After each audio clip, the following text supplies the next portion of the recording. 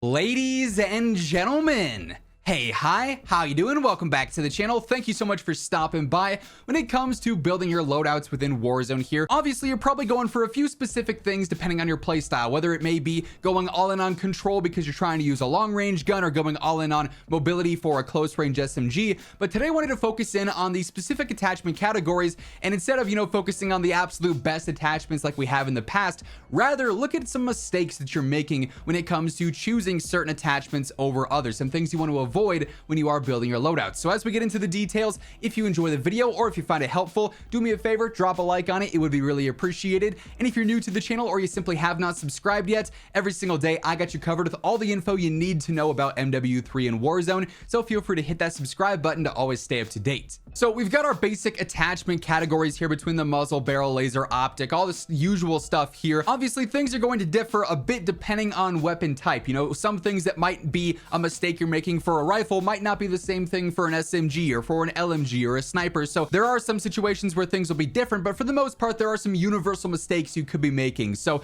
initially, let's talk muzzles. Obviously, there's two different things you're looking for in a muzzle category. It's a suppressor or it's a compensator. Now within Warzone, suppressors are obviously going to be super important. And that's because you're of course staying off the radar by using these. So something like the Shadow Strike suppressor is literally just a suppressor built to keep you off the radar. It's not doing anything for your pros. It's not doing anything for your cons. It's not hurting range or velocity or adding in ADS speed or whatever the case may be.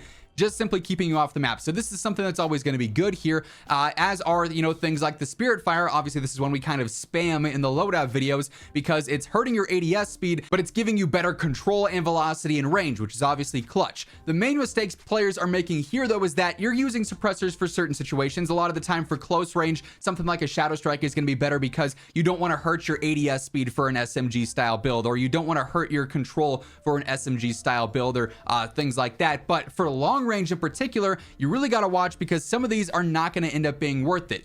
There are some decent ones, but you start to see certain pros stand out. Hurting your control over long range is probably not ideal, even though yes, this is giving you better velocity and it's keeping you off the map, because if you're missing more shots because of this, because that added control, it's not actually beneficial to the setup, or in cases like this, you're hurting the range. 4% might not seem like much, but if it's a situation where you're fighting a gun that has a similar damage range, but you just hurt yours and theirs is not, they're going to win that fight because obviously they have the faster TTK.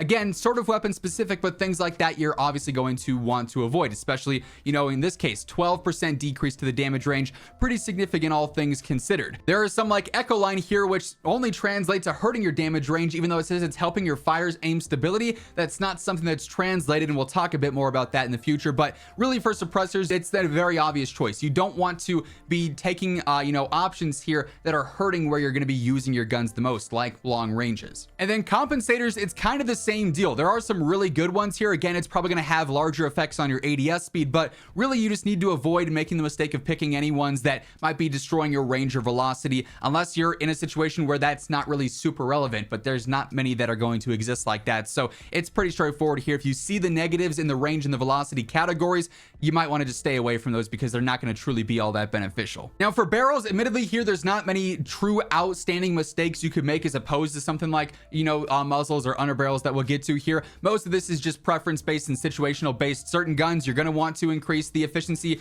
for the mid to long range. So you use something like a cyclone barrel that helps out with range and velocity, or if there's a 3-in-1 combo that helps out with control and range and velocity, that's obviously the choice you want to make. Certain situations, you're not going to want to be using ones that again kill that stuff for mid to long range. Or if you're on an SMG and you're trying to use a barrel here, like if I switch over to the Swarm and I'm looking at these in the advanced stats, obviously I don't want something necessarily that's going to destroy my ADS speed just behind the face cam there. A 50% reduction in ADS speed for decent control, I might be able to get that elsewhere out of like a different barrel, for instance, that's not going to be nearly as harsh, or stacking up under barrels or compensators or stuff like that to get better control and whatnot instead of that. So definitely keep in mind just the situational stuff with the barrels. Lasers again is a category that's not going to be super detrimental because they're all straightforward. If you want to hip fire barrel, you're going to be looking at advanced stats for what's going to be great for for hip fire spread and whatnot. If you're looking for something that's going to help out with your ADS speed and your sprint to fire speed, obviously it's straightforward. A 7 milliwatt laser is going to be your go-to choice. So there's not really many mistakes you could make here. Optics is a case of preference, truly. There's obviously universal optics that players like more. Things like the slate reflector are very popular. Obviously the MK3 reflector being an elo sight is very popular. If I can find it in the mix of everything, the Choreo Eagle Eye 2.5 times is also a really good choice. These are the more universally deemed best optics, but this is a preference-based category. If you use this, for instance, say you use the 2.5 times optic and out of 20 shots you're hitting 9, all right, that's decent. But then let's say, for instance, just simply for example, you use the Angel 40 here and you land 12 shots with this. Even though this might be a worse optic in like the vast majority's opinion, if you specifically are doing better with this optic, or you're doing better with a Marauder Riser than you would one of these standard mainstream optics, go for the one that you are more comfortable with. Optics is all preference based. Just don't make the mistake of falling, victim to, hey, everyone else is using this, I have to use this too. This is all about what you're the most comfortable with. Stocks admittedly are going to be the same deal as barrels and lasers. It's just all situational there. You really can't make obvious mistakes with that. Rear grips is a case where you definitely could be fooled a little bit by what you're looking at. Now again, kind of situational. For SMGs, if you're trying to increase mobility and make it more aggressive and snappy, you're going for something that increases your ADS speed and your sprint to fire. Oftentimes that'll come with the cons of worse control, but for SMG based fights that's not a huge deal. Meanwhile, mid to long range, you're focusing on something that wants better control. For instance, you have your examples here, but something that's important to note here is what you're stacking with other attachments. For instance, a lot of the control based rear grips are going to hurt your idle sway, and if you look at the pro and con list here, you might say, hey, it's giving me better control and not hurting anything. Well, that's not the case. It is actually hurting idle sway. That's just not something that is translated to the advanced stats here, unfortunately. And sway in long-range gunfights is clutch because you want to have good weapon sway. If you're consistently killing this and stacking this with a different attachment that also hurts idle sway, your weapon over long range is going to feel way less laser beam-like. It's going to have more random recoil. You're going to miss more shots because of that, even though an attachment like this is actually helping with the control. So while these are good attachments for sure, and especially for like mid-range guns, sniper support, even some close range that want better control, only hurting idle sway for those fights is pretty clutch. But for long range, it's something you definitely want to be mindful of. Just be sure to not stack this too much with an attachment that has similar cons. For magazines, the main mistake you want to look out for here is just doing an extended mag that is larger, but also not really worth the cons. And this is largely focusing on like the reload quickness and whatnot, again, just behind the face cam here. The handling is what changes the most when it comes to magazines. So like you might be choosing between a 40 round or a 50 round or a 45 and a 60, something like that.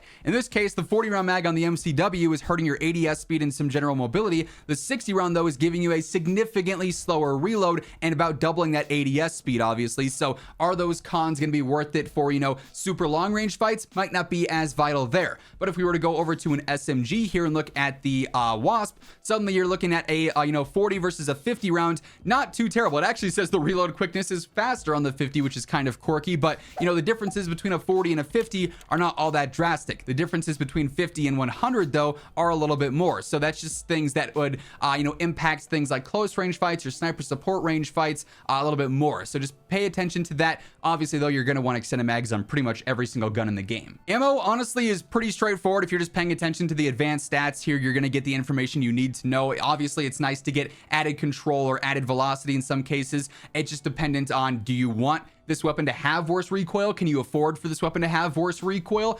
If not, you might not want to be opting for this over something else.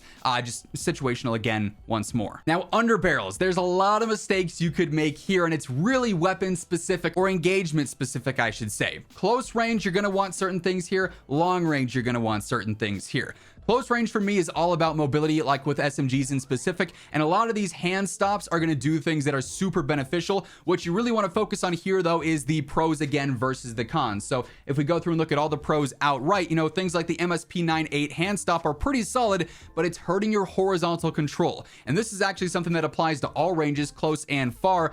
Hurting horizontal control is never a good idea because this is not something that's predictable like vertical control. For instance, things like the choke angled underbarrel, which we can go through and find here, hurt your vertical control but give you better mobility and better horizontal. This is something you could afford to have on guns because vertical control, one, you get back a lot from other attachments, but two, is way more predictable than horizontal. things that go through here and actually punish your horizontal usually are not going to be great choices unless the weapon is just super easy to use. So a lot of the time you're just looking at, do you want you know, an attachment here that's going to offer some mobility and some control, like in the case of an MSP98 hand stop, or are you going all in on mobility with something like a BW4, which gives you great benefits across the board? For close range on an easy weapon, obviously things like DR6, things like Edge BW4 are going to be pretty solid. But then for long range, you know, the same would not be true. Obviously, yes, it'd be cool to have some better mobility on a long range gun, but you're not getting any control benefits here. So you would be looking for things like the SP10 angled,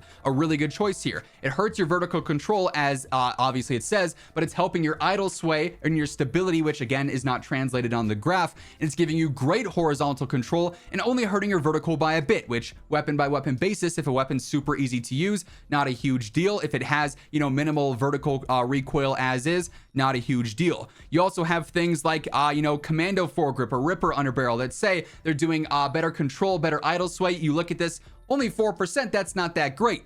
However, for things that are semi-auto or burst, like the FAMAS or some of the marksman or battle rifles, the added idle sway and recentering stabilization that is not actually translated on the graph but clearly listed in the pros is clutch for weapons like that. So don't overlook these just because you're saying, okay, this says it's only doing 4% to my control, whereas something else might be doing, you know, way more than that. Like for instance, Bruin Heavy is doing 14%. I should always use this. For what it's worth, Bruin Heavy is a really good choice on a lot of guns because it's doing obviously a lot for horizontal and a lot for vertical. But the thing you want to look out for here is that its ADS speed con is going to be different for every gun. So situational awareness here, if you've already got a gun that's super slow to ADS, it might not be worth it. You might not be able to afford having an even slower ADS speed. So just be mindful of that for sure. But really, situational awareness is going to be clutch for a lot of your underbarrels here, and knowing what is going to benefit a certain gun the most. Is it mobility? Is it control? Is it recentering and stabilization there? So just be mindful of that. But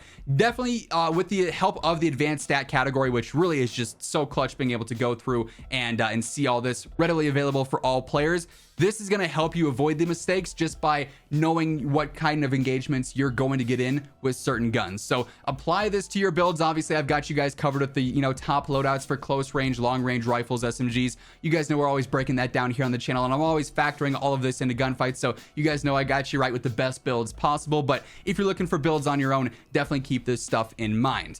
That said, that is going to wrap things up. If you enjoyed the video, do me a favor, drop a like on it. And if you're new here, be sure to hit that subscribe button on your way out. But once again, thank you so much for tuning in. And until next time, take it easy, have an awesome rest of your day, and I'll catch you later. Peace out.